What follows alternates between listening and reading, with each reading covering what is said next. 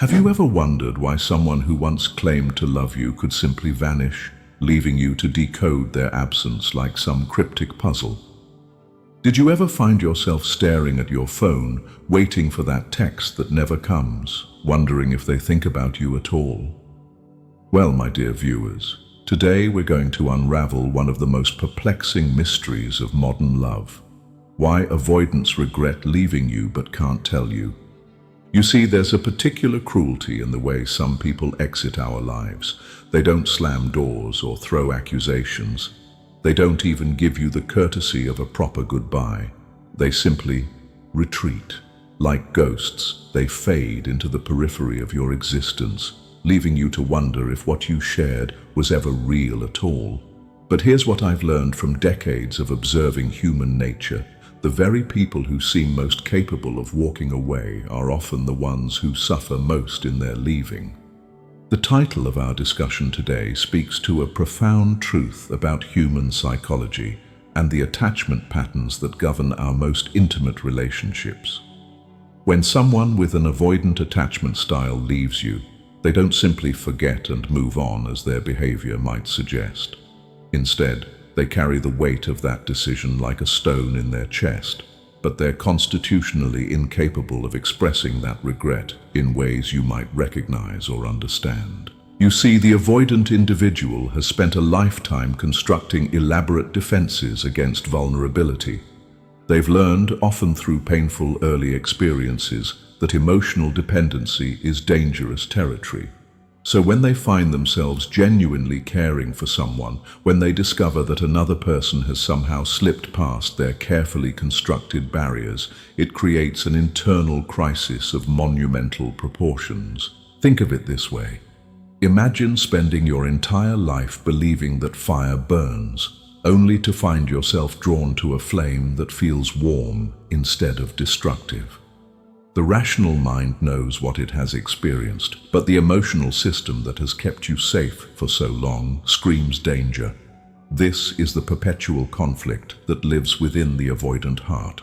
What you'll discover in our time together today is not just why they regret their decision to leave, but how two fascinating psychological phenomena, loss aversion and self-serving bias, create a perfect storm of internal torment for these individuals. You'll understand why their regret manifests not in grand gestures or heartfelt apologies, but in subtle behaviors that most people miss entirely. You'll learn to recognize the signs of an avoidance remorse, even when they themselves might not fully understand what they're feeling. More importantly, you'll gain insight into whether this knowledge should change how you respond to someone who has left you in this particular way. Because understanding someone's psychology doesn't necessarily mean you should welcome them back into your life, does it? Sometimes, wisdom lies not in forgiveness, but in recognizing patterns that are unlikely to change. By the end of our conversation, you'll have a roadmap for navigating these complex emotional territories, whether you're hoping for reconciliation or seeking closure. You'll understand why the person who seemed so confident in their decision to leave might be privately questioning that choice every single day, and why their internal struggle doesn't necessarily translate into the kind of growth that would make a relationship with them viable. This matters because too many good people spend months or even years wondering if they were worth staying for, when the truth is far more complex and far less personal than they imagine. The avoidant's inability to stay isn't a reflection of your worth. It's a window into their own deep-seated fears about intimacy and connection. Let me tell you about Marcus, a brilliant architect I once knew who could design the most intricate buildings but couldn't construct a simple sentence about his feelings. Marcus had been in a relationship with Sarah for nearly 2 years when he began what I call the Great Retreat. It started subtly, as it always does with avoidance. He began working later hours, finding reasons to postpone their weekend plans, responding to her texts with increasing brevity. Sarah, understandably, began to feel the distance. She asked him about it directly, which is precisely what terrifies an avoidant most. Direct emotional inquiry feels like being asked to defuse a bomb while wearing blindfolds. Marcus assured her everything was fine, but his behavior suggested otherwise. Within a month, he had ended the relationship with the classic avoidant explanation. He needed space to focus on his career. What Sarah didn't know, what she couldn't possibly have understood at the time, was the war being waged inside Marcus's mind. You see, he had fallen in love with her, perhaps for the first time in his life. But for someone with an avoidant attachment style, falling in love doesn't feel like floating on clouds. It feels like drowning.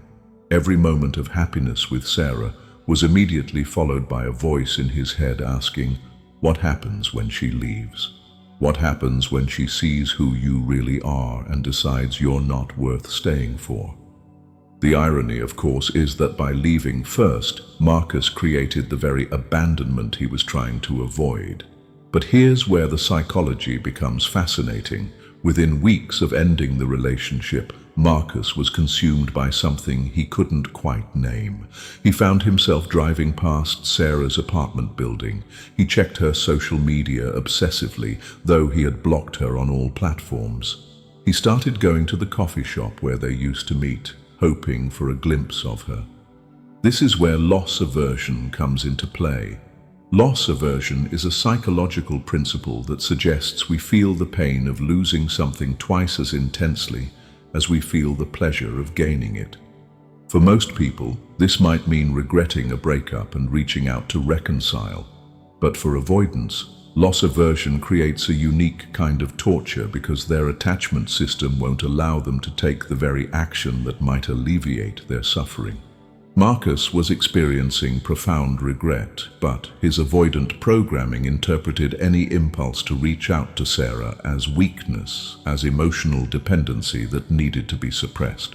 So he suffered in silence, creating elaborate fantasies about running into her accidentally, about her reaching out to him first, about scenarios where he could express his feelings without having to take responsibility for having left in the first place. Then there's the self-serving bias, which is our tendency to interpret events in ways that favor our self-image.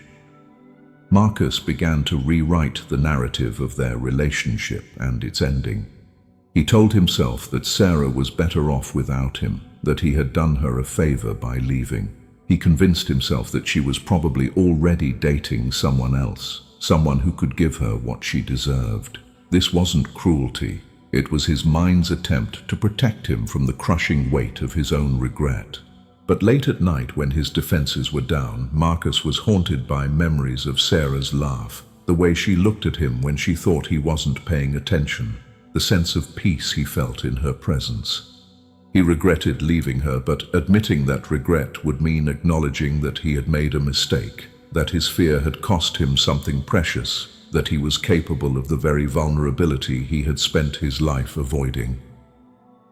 I watched this pattern repeat itself over months. Marcus would have good days where he convinced himself he had made the right choice, and terrible days where the weight of his decision felt unbearable. He never reached out to Sarah, but he never truly moved on either. He existed in a kind of emotional purgatory, sustained by the hope that somehow, someday, the situation would resolve itself without requiring him to take any emotional risks. The tragedy of Marcus's story isn't just that he lost someone who loved him. It's that his attachment style prevented him from learning from the experience. Instead of recognizing that his fear of vulnerability had cost him something valuable, he doubled down on his avoidant strategies. He threw himself into work, avoided dating, and gradually constructed an even more elaborate fortress around his heart. This is the pattern that defines the avoidant experience. They don't just regret leaving, they regret their inability to stay, their incapacity for the kind of emotional presence that relationships require.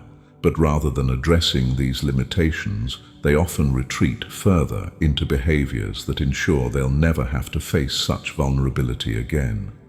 It's a self-perpetuating cycle that leaves both partners wounded, the avoidant trapped in their own psychological prison, and their former partner wondering what they could have done differently. The answer, more often than not, is nothing.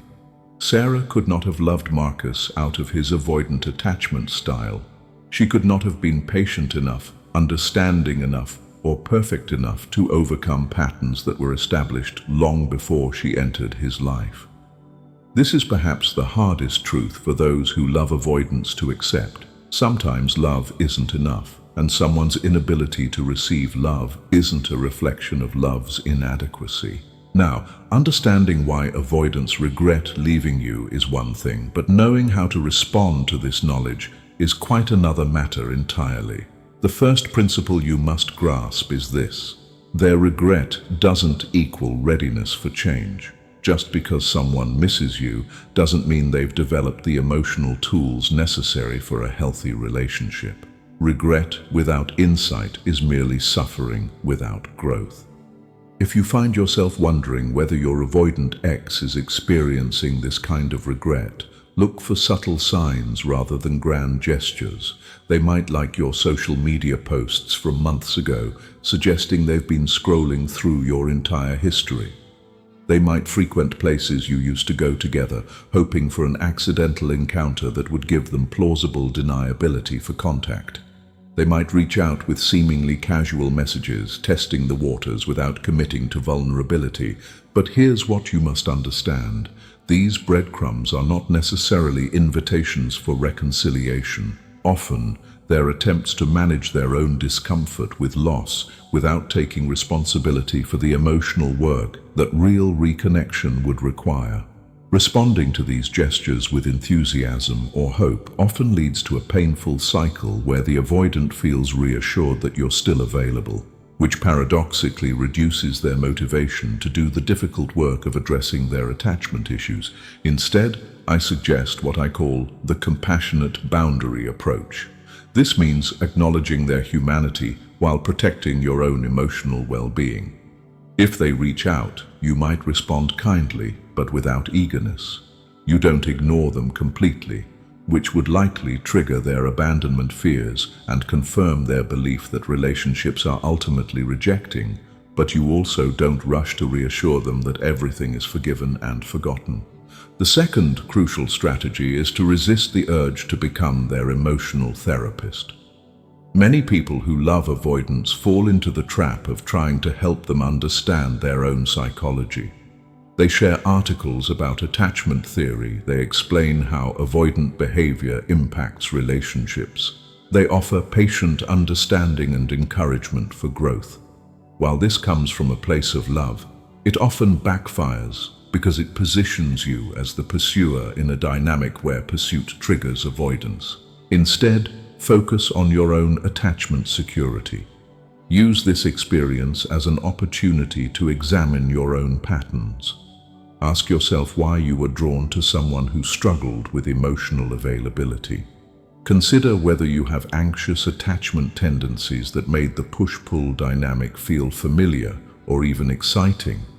Often, people who repeatedly find themselves in relationships with avoidance have their own attachment wounds that need attention. The third principle is to distinguish between someone who is genuinely working on their attachment issues and someone who is merely suffering from loss aversion. Genuine growth in an avoidant person typically involves therapy, self-reflection, and concrete changes in behavior patterns. They might acknowledge their role in the relationship's end without making excuses. They might demonstrate vulnerability in small, consistent ways rather than grand gestures that don't require sustained emotional risk. Someone who is merely experiencing loss aversion, on the other hand, will typically want to resume the relationship without addressing the underlying issues that caused its demise. They might promise change without demonstrating understanding of what needs to change. They might express regret about leaving without taking responsibility for the emotional unavailability that necessitated the leaving in the first place. Remember that timing matters enormously with avoidant regret. The immediate period after a breakup often feels like relief to an avoidant person. They've escaped the anxiety that intimacy created, and they congratulate themselves on avoiding further emotional entanglement. It's often weeks or months later, when loss aversion kicks in, when they begin to understand what they've actually given up.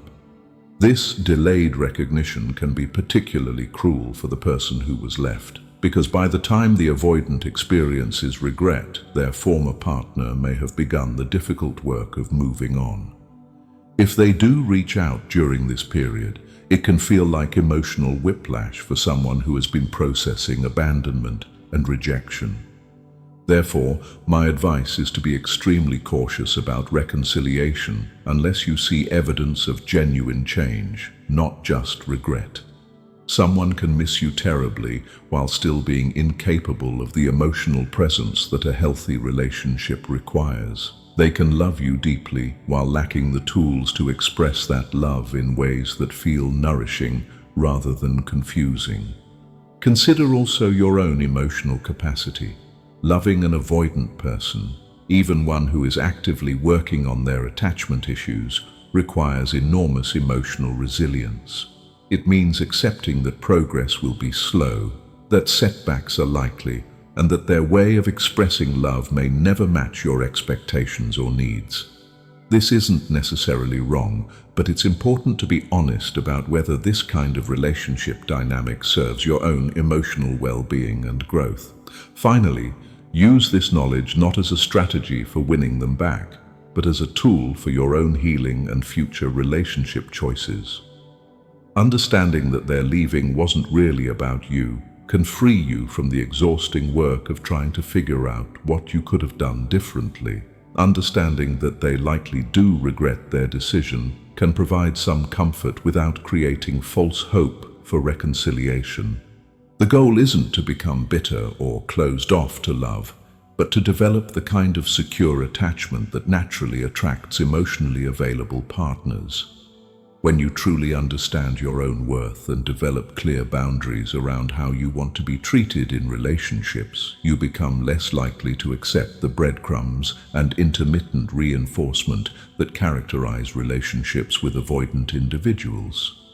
So here we find ourselves, at the end of our exploration into one of love's most confounding mysteries. Yes, avoidants regret leaving you, but their regret is often a prison of their own making, constructed from the same fears that made them leave in the first place. They carry the weight of their decision like a secret they can't bear to examine too closely, because examining it would require the very vulnerability they've spent a lifetime avoiding. The tragedy isn't just in their leaving, but in their inability to transform regret into growth, to use the pain of loss as a catalyst for developing greater emotional capacity. Instead, they often retreat further into the patterns that created the problem in the first place, ensuring that future relationships will follow the same painful trajectory. But you, my dear viewer, you have a choice in how you respond to this knowledge.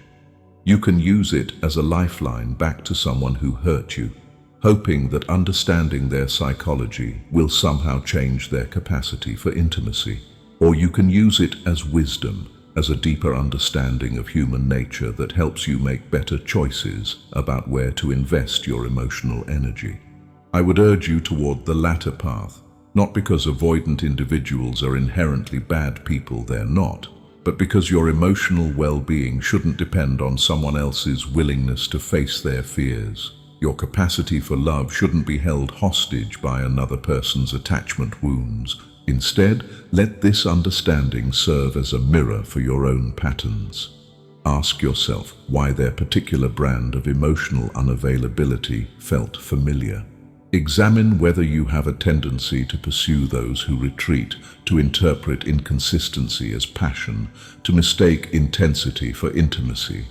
Often, our attraction to avoidant individuals reveals something important about our own relationship with vulnerability and security. Take action on your own behalf. If you recognize yourself in the patterns we've discussed today, consider working with a therapist who specializes in attachment theory. Invest in relationships with friends and family members who can offer consistent emotional availability. Practice setting boundaries not as walls to keep people out, but as guidelines for how you want to be treated. Most importantly, don't let one person's inability to appreciate your worth diminish your belief in your own lovability. Their regret isn't validation that you needed, and their inability to express that regret isn't a reflection of your importance in their life. You deserve someone who doesn't have to lose you to recognize your value, someone who can stay present in love rather than fleeing from it. The most profound act of self-love you can perform is to stop waiting for emotionally unavailable people to become available. Stop hoping that your patience will be rewarded with their presence. Stop believing that if you just love them enough, understand them enough, or give them enough space, they'll overcome patterns that took decades to establish. Your love is not a rehabilitation project. Your heart is not a halfway house for people who aren't ready for emotional intimacy. You deserve to be chosen consistently, loved openly, and valued without reservation. Settling for less doesn't make you compassionate. It makes you complicit in your own diminishment. So let them regret in silence if they must. Let them carry the weight of their choices without making their burden your responsibility. You have your own life to live, your own capacity for joy to explore, your own path toward secure and lasting love to walk. And that path, I can assure you, leads away from those who can only love you in your absence, not toward them. If you believe this video might help someone dear to you, share it with them. A small gesture on your part could mean the world to a friend in need.